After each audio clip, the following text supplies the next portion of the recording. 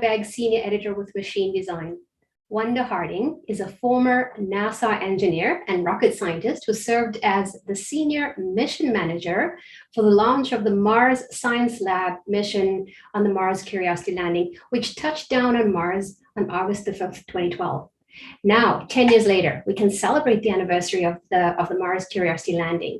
That mission continues its work of collecting and analyzing soil and rock samples and sending back pictures of the Mars surface.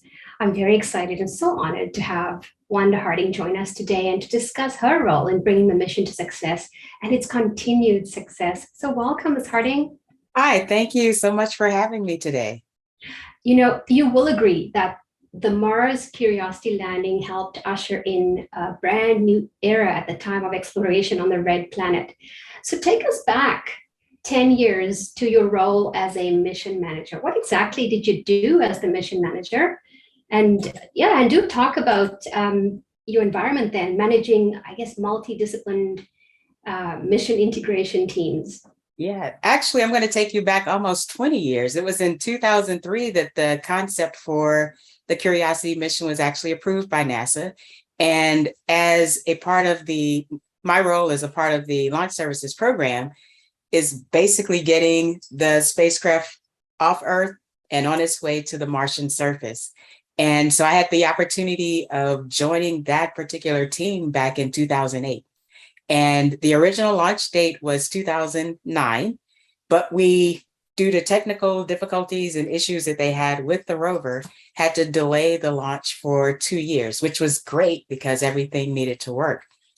Our team was responsible for making sure that we didn't damage the vehicle on its journey to Mars. The launch environment itself is a relatively harsh environment. So there are environments like acoustics, the vibration from the vehicle itself, and pressure, et cetera, that we had to make sure that the design of the rover itself would sustain and be able to accommodate that launch environment. And then the most important part for our team was, of course, the trajectory, to make sure that once we separated the spacecraft from the launch vehicle, it would be on its right course to Mars. And so the team that I led as a mission manager with our launch services included mechanical engineers, aerospace engineers, electrical engineers. We had thermal analysts that were involved, of course, those who were responsible for the trajectory analysis and everything. And, you know, as a teacher now, one of the things that I stress with my students is the importance of teamwork. When you're working with a team with a common mission, you have to appreciate the diversity of the talent that is a part of it. When you run into issues and you need to resolve any type of problems, when you're talking about risk mitigation, all of those inputs matter. And as long as everyone has that common goal in mind, it's a good thing. Like I said, we were initially to launch the Curiosity Rover in 2009. And because of the way the planets orbit the sun, the best opportunities requiring the least amount of energy for sending something to Mars occurs every 24 to 26 months. So that was a hard call. Do you wait 2 years and get it right, or do you just go ahead and send it on its way? And we made the right decision. And when I say right decision, it's because fast forward to the launch in 2011, 8.5-month journey to get to Mars. A few members of my team and I were able to actually go out to JPL to witness the landing event. And so it was quite exciting when we got that first signal back confirming that it successfully touched down on the Martian surface. And now we fast forward 10 years and we can just look at all of the great data that has come back from that mission. So from my perspective, it has been exciting for me to be a part of history. As you mentioned, the Curiosity Rover at the time was probably one of the most ambitious missions we sent to Mars. The prior rovers, Sojourner back in '96, and then Spirit and Opportunity, solar powered. And so with the Mars Curiosity Rover, because of the complexity and the robustness of the types of instrumentation that they had on board, the power requirements were significantly greater. So we went with the MMRTG, which is a multi-mission radioisotope thermal generator, big word for nuclear power, source with the battery. But 10 years later, it's going. confirmation of the presence of water on Mars is some of the information we've been able to get back, which is quite exciting for people who have been wondering for years and years and years if that presence is true. The other question we've been looking to answer is the habitability. Could it have supported some type of life in the past? And, based on what we know about our own life, we're looking for evidence of like sulfur, nitrogen, oxygen, and they've been able to confirm that presence. So it makes it exciting with Perseverance being the follow-on mission to Curiosity. And, Perseverance is great because of the drone that's on board. So now we're able to maneuver in the Martian atmosphere at a small scale, but at least we're able to test that capability out.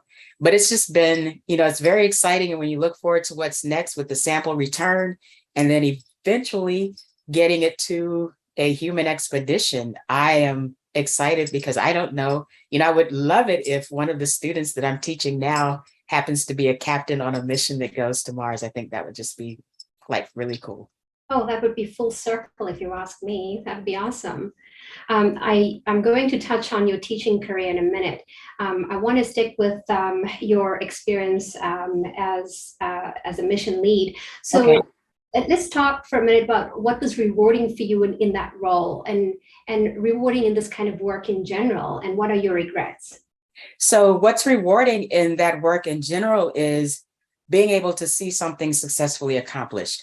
And when it comes to our role with the launch services, we worked with ULA, which actually fabricated the rocket, and JPL, which was responsible for building the spacecraft. And so our role, bringing those two together and just ensuring mission success, it's not an easy task because you're going to another planet. And so you can't, there's a certain level of risk that you accept, but then there are some things that you just know you have to approach and mitigate.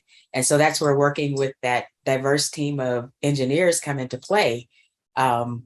It makes it very important that when you're starting to make decisions, for example, we had an issue when it came to the thermal conditions for the rover. Again, like I said, we had the nuclear source on board. So there were some things that we had to do at the launch pad to make sure that we would sustain a critical environment.